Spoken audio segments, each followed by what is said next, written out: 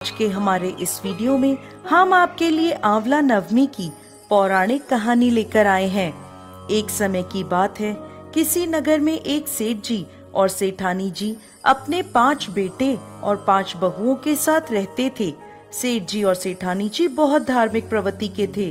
उनके पास इतना सोना चांदी रुपए पैसा आदि था कि उसे रखने के लिए उन्होंने नौकर चाकर रखे थे जो उस धन को तराजू में तोलकर रखते थे। सेठानी जी का एक नियम था, वो हर रोज सुबह पूजा करके सोने का एक आंवला दान करती थी। उसके बाद ही वो खाना खाती थी। इस तरह सेठ सेठानी आराम से अपना जीवन गुजार रहे थे। एक दिन सेठानी जी की बहुओं ने सोचा, यदि माँ साहब इसी तरह सोने का आंवला दान देती रहेंगी तो हमारे लिए तो कुछ भी नहीं बचेगा। अब बहुओं ने मिलकर सासू जी से कहा, माँ सोने के आंवले की जगह एक सादा आंवला दान किया करें और खाना खा लिया करें। सेठानी जी ने बहुओं की बात मान ली और अब वो रोजाना एक सादा आंवला दान करने लगी।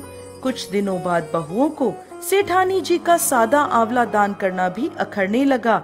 अब वो सेठानी जी को सादा आंवला दान करने से भी रोकने लगी। इस बात से सेठ जी और सेठानी जी को बहुत दुख हुआ। अब वो अपना घर छोड़कर निकल गए। सेठ जी और सेठानी जी चलते हुए जंगल में पहुंच जाते हैं। उस दिन सेठानी जी ने आंवला दान नहीं किया था, जिस कारण उन्होंने खाना भी नहीं खाया था।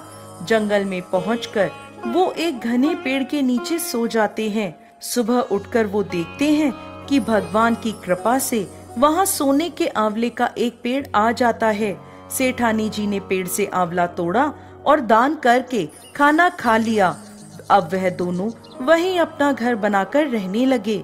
धीरे धीरे सेठ जी का व्यापार बढ़ने लगा और वापस उनके पास खूब धन दौलत हो जाता है और सेठानी जी फिर से रोज की तरह सोने का एक आंवला दान करने लग जाती हैं। इधर सेठ जी और सेठानी जी के घर से जाते ही उनके बेटे और बहुओं में आपस में झगड़ा होने लगा, जिस कारण उन्हें व्यापार में घाटा हुआ और सारी पूंजी खत्म हो गई।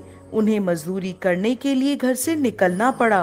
काम की तलाश में घूमते घूमते वो सेठ जी और सेठानी जी के पास पहुंच जाते हैं। उन्हें जब सेठानी के सोने का आंवला दान करने की बात पता चलती है तो वो मन में सोचते हैं, कहीं ये हमारे माता पिता तो नहीं।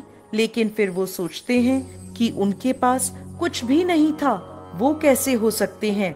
एक दिन बेटे सेठ जी को देख लेते हैं और उनके पास आते हैं और उनसे माफी मांगकर कहते हैं, पिताजी पैसों के लालच में हम अंधे हो गए थे और हमने आपको घर से जाने दिया, जबकि उस घर में सब कुछ आपकी किस्मत का था। सेठ जी अपने सभी बेटों को माफ कर देते हैं